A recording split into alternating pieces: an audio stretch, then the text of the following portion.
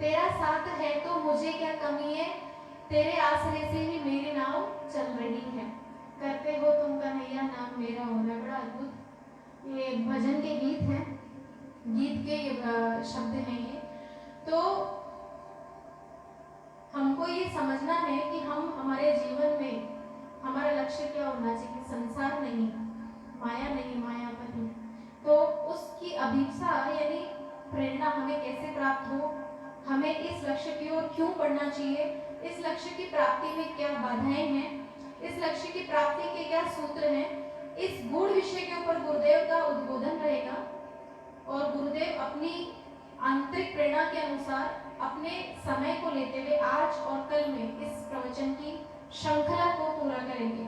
तो मैं आज आपको इस बात के लिए प्रेरित करती हूँ कि आप ध्यान पूर्वक, साधना पूर्वक, दत्तचित होके साधारण मन से नहीं, असाधारण भाव से, जो भगवान के प्रति हमारा भाव होता है, ऐसा मन में भाव धारण करते हुए इस उद्बोधन के एक एक शब्द को, इसकी गहराई को, इसके भाव को और इसकी ऊंचाई को आप समझने की चेष्टा करें। और इस बात को, अपनी वाणी को मैं यही विराम देती हूँ। भजन की दो पंक्तियों के साथ में ये भजन भी प्रार्थना पूर्वक ही है और भगवान की भक्ति में, भगवान के गुणगान में ये गाया गया है। पतवार के बिना ही मेरी नाव चल रही है, पतवार के बिना ही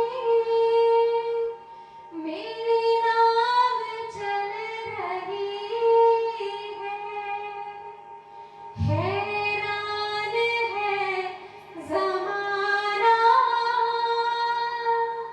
मंज़िल भी मिल रही है, तेरी प्रेरणा से ही सब ये कमाल हो रहा है। करते हो तुम कन्हैया मेरा नाम हो रहा है। बोलिए सद्गुरुदेव भगवान की जय। हर हर हर महादेव, शंभो।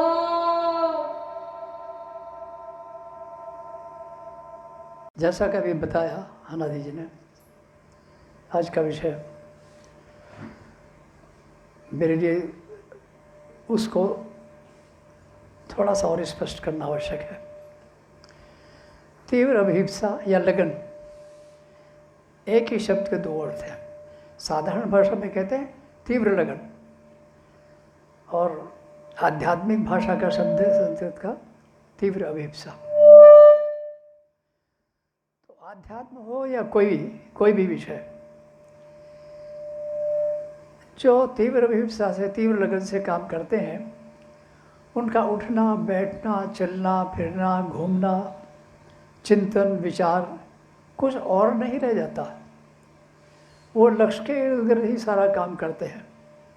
ऐसा नहीं है कि वो खाना नहीं खाते हैं, शरीर की शुद्धि नहीं करते हैं, लेकिन ये सब करते हुए भी वो लक्ष्य के लिए केंद्रित रहते हैं।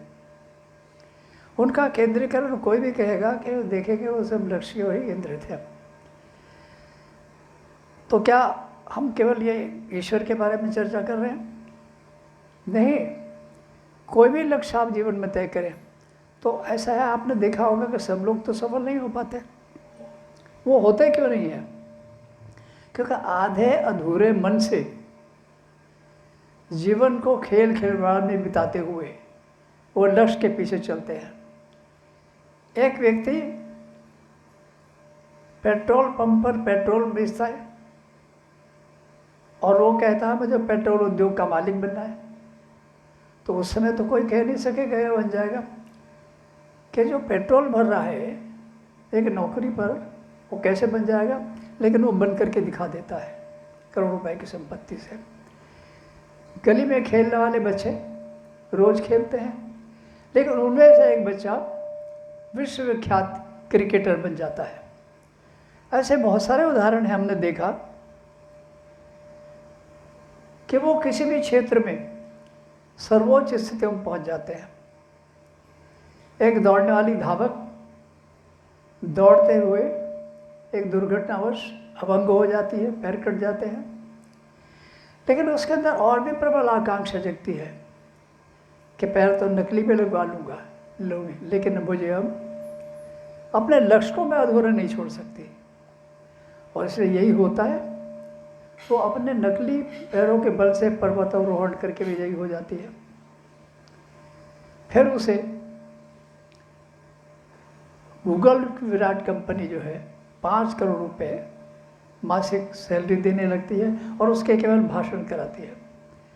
तो ये मैंने एक छोटे छोटे संक्षिप्त में बताया। ऐसे ही लगन हो यदि हमें जीवन के प्रति, तो कोई भी लक्ष्य प्राप्त कर सकते हैं। लेकिन यहाँ जो विषय है हमारा वो है कि हमें अपना परम लक्ष्य प्राप्त करना है, हमें परम पद प्राप्त करना है। दुनिया के ये सारे जो मैंने बताए भिन्न भिन्न क्षेत्रों के अंदर ऊंचाइयाँ, क्रिकेट है, धावन है, दौड़ है, या प्रधानमंत्री तक का पद है, ये छोटे नहीं हैं, ये असामान्य है। लेकिन मैंने कहा कि सबसे असामान्य कौन है, सबसे बड़ा पद कौन है? उस पद का नाम ही है परम पद। अब इसमें एक प्रश्न उठ जाता है कि परम पद से क्या मिल जाएगा? अब जब हमने भी चर्चा की कि दुनिया के कोई भी पद पर प्राप्त करने से आपको ख्याति, धन, संपदा, इसके अतिरिक्त क्या मिल जाएगा? कुछ नहीं मिलेगा, वो यहीं छूट जाएगा। उन लक्ष्यों का अपमान नहीं किया जा रहा है, लेकिन कहें जो समझदार व्यक्ति जो इस चीज़ को समझ जाएगा है कि कोई और भी बड़ा परम पद होता है, तो उसको पा करके ये जगत भी मिल जाएगा और जगतपति भी मिल जाएगा परम पद को प्राप्त करके।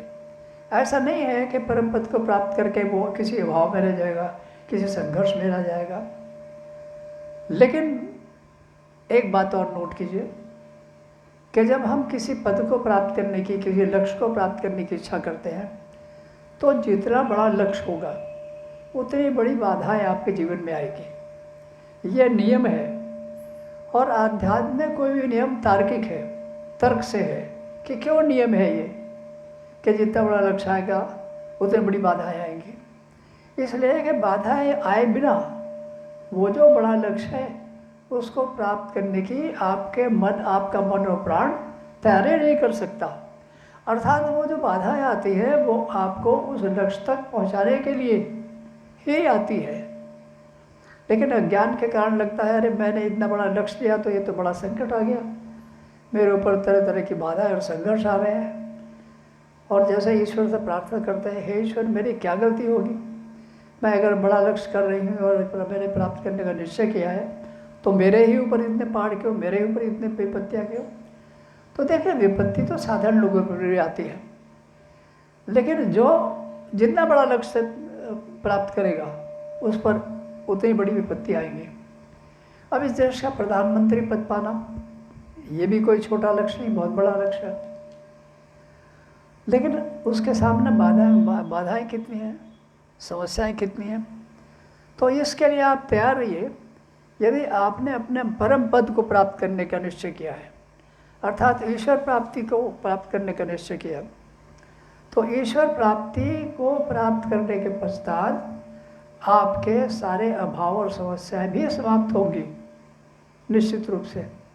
पर सबसे बड़ा पद है ना, इसलिए आपको प्रकृति पराजित करने के लिए, आसुरी शक्ति आपको पराजित करने के लिए आपके सामने इतनी हजारों समस्याएं रखेगी कि आप कहेंगे इस लक्ष्य को पाने के बजाय मैं इस लक्ष्य को छोड़ने ही मुझे चाहिएगा। कभी आपका शरीर बेकार हो जाएगा, कभी कुछ हो जाएगा, कभी आपके सामने षड्यंत्रकारी को षड्यंत्र करेंगे। अब उन लोगों का तो केवल उदाहरण ही देना, नाम ही काफ़ी है। मीरा के सामने कम समस्याएं थी, बुद्ध के सामने कम समस्याएं थी, तुलसी के सामने क्या कम समस्याएं थी। तो ये ईश्वर की ओर चले, लेकिन इनकी फिर स्थिति बाद में हुई क्यों? समस्याएं तो इतनी थी कि अपने भजनों में और गीतों में इन्होंने समस्याओं के वर्णन के अलावा और कोई प्रार्थना नहीं की। इनकी समस्याओं का वर्णन ही इनके गीत बन गए। जब कोई भी देखे इनके गीत बन गए वो, लेकिन ये विश्व में अमर हो गए, विश्व में इनका नाम हो गया स्थायी रूप से। ये महत्व की बात नहीं है, ये अमर हो गए, ये शाश्वत हो गए।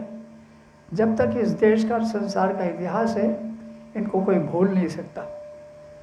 तो इसलिए परम पद के पद की ओर बढ़ते हुए जो समस्याएं आती है, उन समस्याओं में कठोर परीक्षाओं का नियम क्यों है ये बताया। अगर हम नहीं जानेंगे तो फिर कुड़ते रहेंगे, दुखित होते रहेंगे। क्या दुनिया भर की सारी समस्याएं मेरे सामने आनी थी? तो मेरा ये कहना है, यदि तुम ईश्वर की ओर बढ़ रहे हो, उसके बढ़ रहे हो, तो ये आप लिख लो या निश्चित कर लो कि आपके सामने इतनी समस्याएं आएंगी, सब प्रकार के भाव आएंगे, सब प्रकार की समस्या आएंगी कि वो आपको तोड़ देने की कोशिश करेगी। तो जितना ये नियम अटल है उतना दूसरा नियम भी अटल है कि जगत की ओर बढ़ने से हो सकता है आपको जगत के साधन मिल जाए, लेकिन वो सब यहीं पर छूट जाएंगे। मेरा कहना ये नहीं है कि जगत का लक्ष्य, समृद्धि, शक्ति, पद ये पाना गलत है, ये पाने में कोई आपत्ति नहीं है। पर तुलना बताया कि ये जो ईश्वर की ओर बढ़ने वाला है इसके पास कभी कभी कुछ भी नहीं बचता, यानी इसका शरीर भी इसका साथ देने से इनकार कर देता है। उसको सैकड़ों बीमारियां हो सकती है, उठना बैठना तक मुश्किल होता है, पर उसके पास एक बल है, निर्बल के बलराम की तरह से, कि वो बहुत विश्वास से कहता है कि मैं ईश्वर की ओर बढ़ा हूँ तो मुझे पराजित कौन कर सकता है। मुझे उसकी ओर जाए बिना कौन दुनिया की शक्ति है जो मेरे प्राणों को ले लेगी, छीन लेगी। और वास्तव में ऐसा ही होता है, हमने देखा है कि बड़ी असाध्य स्थितियों में भी उसको कोई पराजित नहीं कर सकता। अब इसके लिए ज़रूरी क्या है? कठोर परीक्षाएं, और जो भी उसके सामने बाधाएं आ रही उन बाधाओं में दृढ़ विश्वास। कैसा विश्वास? कि ये बाधाएं आएंगी और चली जाएंगी, लेकिन जो बाधाएं में घबरा जाएगा और घबरा करके कहेगा कि इस ओर तो सारा जीवन ही बर्बाद हो जाएगा, इस ओर चलना मेरे लिए संभव नहीं है, पीछे लौटने की कोशिश करेगा। तो भक्ति योग में एक बड़ी मज़े की बात है कि जो उसके ओर चला है और वो कभी निराश होकर के लौटने की कोशिश भी करेगा, तो जैसे परमात्मा कहते होंगे अब लौटना तुम्हारे बस में नहीं है, अब लौट तुम नहीं सकते, करो तो कोशिश। और वास्तव में ये कथन के शब्द ऐसा नहीं भगवान कहते, लेकिन वास्तव में यह है कि जब आप लौटने की कोशिश करेंगे तो आप लौट सकेंगे ही नहीं, क्योंकि उसी समय किसी क्षण आपकी जय जयकार, आपकी प्रशस्ति, आपका मान सम्मान कहीं से आ जाएगा और आप एकदम आश्चर्यचकित होकर कर सकेंगे, अरे सारी बाधाओं के बादल ऐसे बीत गए जैसे ये कभी थी ही नहीं।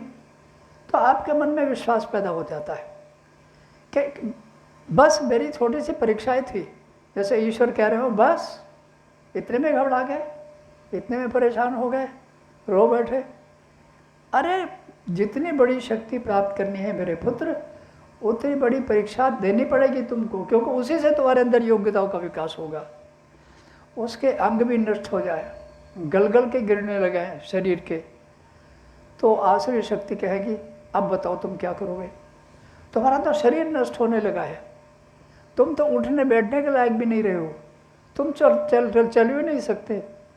लेकिन कोई भी उस ईश्वर के धुनी को देखेगा तो कहते ये तो चलते चलते भी मुस्कुरा रहा है, ये तो इसकी वाणी में तो इस प्रकार का तेज है कि पता ही नहीं लगता कि बीमार भी है कि नहीं है, ये अस्वस्थ भी है कि नहीं।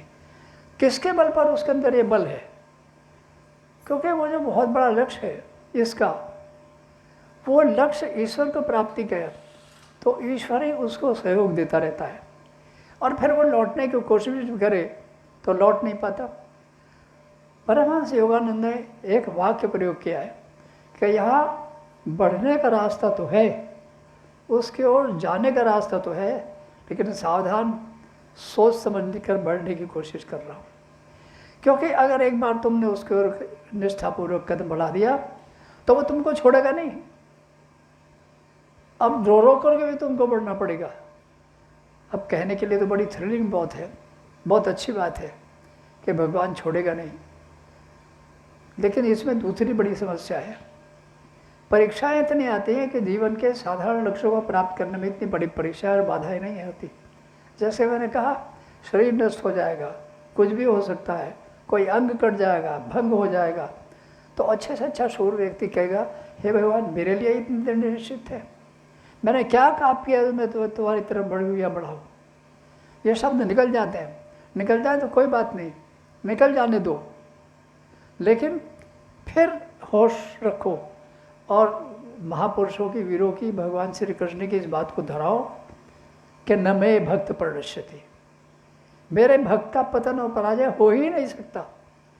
वो आपको वही याद दिलाएगा कि तुम्हारा पतन नहीं हो सकता। और एक दिन वो स्थिति आएगी कि आपकी गाथाएं लोग लिखेंगे कि कितने कितने कष्टों में से आप गुजरे। बीरा की, कबीर की, सूर की, तुलसी की, तिरुवल्लुवर की, जितने भी भक्त हैं, इनकी कथाएं, कहानियाँ रोमांचक हैं, जोड़ देने वाली हैं।